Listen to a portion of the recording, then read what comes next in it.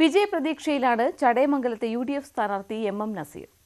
മണ്ഡലത്തിൽ സമഗ്ര വികസനമാണ് ലക്ഷ്യമെന്ന് നസീർ പറയുന്നു. ഇപ്രാവശ്യം മണ്ഡലം UDFനൊപ്പം നിൽക്കുമെന്നാണ് സ്ഥാനാർത്ഥിയുടെ പ്രതീക്ഷ. ചടയമംഗലം UDF സ്ഥാനാർത്ഥി MM നസീർ നമ്മളോടൊപ്പം ചേരുകയാണ്. സ്ഥാനാർത്ഥി പ്രഖ്യാപനമൊക്കെ വളരെ വൈകിയാണ് എത്തിയത്.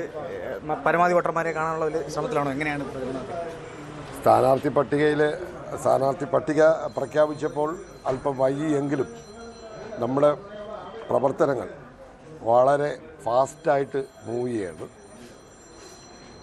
സ്ഥാനാർത്ഥിയുടെ ഒരു ലോഞ്ചിങ് എന്ന നിലയിൽ റോഡ് ഷോ ചടയമംഗലത്ത് ഏകദേശം 200 കിലോമീറ്ററോളം റോഡ് ഷോ നടന്നു. ഇന്നിപ്പം സ്ഥാനാർത്ഥി നോമിനേഷൻ നൽകുകയാണ്. ഉച്ചയ്ക്ക് ശേഷം വലിയ കൺവെൻഷൻ നടക്കുകയാണ്. നാളെ മുതൽ മണ്ഡലം കൺവെൻഷനാണ്. പാർട്ടിയുടെ UDFൻ്റെ നേതൃത്വത്തിൽ ഒരു ടീമായിട്ട് ഒരു പ്രവർത്തനമാണ് ഇവിടെ നടക്കുന്നത്. ഇപ്പോൾ ഈ 10 വർഷം പിണറായിയുടെ ഭരണത്തിന് എതിരായിട്ട് ജനങ്ങളുടെ ഒരു വലിയ വിധിയെഴുത്തുണ്ടാകും.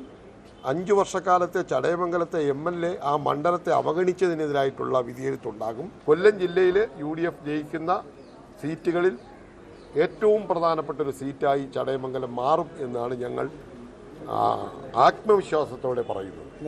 നിലവിൽ മന്ത്രിയുടെ ഒരു മണ്ഡലമാണ്. ഒരുപാട് വികസന പ്രവർത്തനങ്ങളൊക്കെയാണ് അവർ മുന്നോട്ട് വെക്കുന്നത്. നമുക്കൊരു തടസ്സമാവുമോ? ശരിക്കും മന്ത്രി എന്ത് വികസന പ്രവർത്തനമാണ് വെക്കുന്നതെന്ന് നമുക്കറിയത്തില്ല. കാരണം മന്ത്രി കഴിഞ്ഞ തിരഞ്ഞെടുപ്പിൽ മത്സരിക്കാൻ വന്ന സമയത്ത് ഒട്ടേറെ വാഗ്ദാനങ്ങൾ നൽകിയിരുന്നു. അപ്പോൾ ഏറ്റവും ഒടുവിലത്തെ ഉദാഹരണം ചടയമംഗലം നിയോജക മണ്ഡലത്തിൽ ഒരു താലൂക്ക് വേണമെന്നുള്ളതാണ്. ഈ നിയോജക മണ്ഡലം ഉണ്ടായ കാലഘട്ടം മുതൽ അഭിപ്രായപ്പെടുന്നതും ആളുകൾ ആശിക്കുന്നതുമാണ്. അരനൂറ്റാണ്ടിലേറെ കാലമായി ആ മോഹവുമായി നടക്കുന്നതാണ്. CPIയുടെ MLAമാരാണ് മാറിയത്. ഒരു താലൂക്കം വന്നില്ല. താലൂക്ക് ആശുപത്രി എന്ന പേരിൽ ഒരു ആശുപത്രി കടക്കലുണ്ട്. ആ താലൂക്ക് ആശുപത്രി ഇന്ന് ദയനീയ അവസ്ഥയാണ്.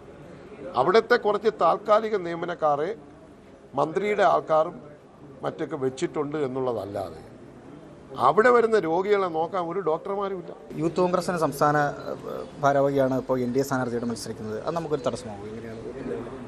ഒരു സമയത്ത് യൂത്ത് കോൺഗ്രസിൻ്റെ ഇതുണ്ടായിരുന്നു. അത് നമുക്ക് അറിയത്തില്ല. ഇതൊക്കെ പല ആൾക്കാരും അവരുടെ വ്യക്തി താല്പര്യത്തിന് വേണ്ടി പോകും. അതൊന്നും നമുക്കൊരു പ്രശ്നമില്ല. അവിടെ പ്രവർത്തിക്കുന്ന ആളല്ല അദ്ദേഹം നമ്മളെ നാട്ടിൽ പ്രവർത്തിക്കുന്ന ആളല്ല. അദ്ദേഹം തിരുവനന്തപുരത്ത്. അത് ഓരോ സ്ഥലത്തും അത് ഞങ്ങളെ ബാധിക്കുന്ന വിഷയമല്ല. ഞങ്ങളത് ഗൗരവമായിട്ട് എടുത്തിട്ടില്ല. പ്രധാനമായിട്ട് നമ്മൾ മുന്നോട്ട് വെക്കുന്ന വികസന ലക്ഷ്യങ്ങൾ ഒന്ന് ഗ്യാരണ്ടി, അതായത് 5 ഗ്യാരണ്ടിയാണ്. സൗജന്യ യാത്ര, ഇന്ദിരാ ഗ്യാരണ്ടി, പെൻഷൻ 3000 രൂപയായിട്ട് ഉയർത്തിയത്, അതുപോലെ ഇൻഷുറൻസ് പെൺകുട്ടികൾക്ക് കോളേജിൽ പഠിക്കുന്ന എയ്ഡഡ് കോളേജിൽ ഉൾപ്പെടെ പഠിക്കുന്ന കുട്ടികൾക്ക് 1000 രൂപ അവർക്കുള്ള ഫ്രീ. ഇങ്ങനെയുള്ള 5 ഗ്യാരണ്ടിയുടെ അത് ഞങ്ങൾ എല്ലാ വീടുകളിലും എത്തിക്കും. അതാണ് ഞങ്ങളുടെ ഇത്. പിന്നെ നാട്ടിൽ ഒട്ടേറെ വികസന പ്രവർത്തനങ്ങളുണ്ട്. ചടയമംഗലത്തെ വികസനം ടൂറിസത്തുമായി ബന്ധപ്പെട്ടുകൊണ്ട്, താലൂക്ക് ആശുപത്രിയുമായിട്ട് ബന്ധപ്പെട്ടുകൊണ്ട്, താലൂക്കുമായി ബന്ധപ്പെട്ട കാര്യങ്ങളുണ്ട്. അതുപോലെ ഫയർ സ്റ്റേഷനുമായി ഓയൂർ അടക്കമുള്ള ഹോസ്പിറ്റലിൽ വികസനത്തിൻ്റെ കാര്യം, പിന്നെ ഫയർ സ്റ്റേഷൻ്റെ കാര്യം, അങ്ങനെ ധാരാളം വികസന പ്രവർത്തനങ്ങളുമായി മുന്നിൽ നിർത്തി തന്നെ ഞങ്ങൾ പോകും. അതുതന്നെയാണ്, നിരവധി വികസന പ്രവർത്തനങ്ങൾ തന്നെയാണ് പ്രധാനമായും ലക്ഷ്യമിടുന്നത്. വിനീഷ്, ന്യൂസ് 18 കൊല്ലം. കൂടുതൽ വാർത്തകൾക്ക് news 18 Keralam YouTube channel subscribe ചെയ്യുക.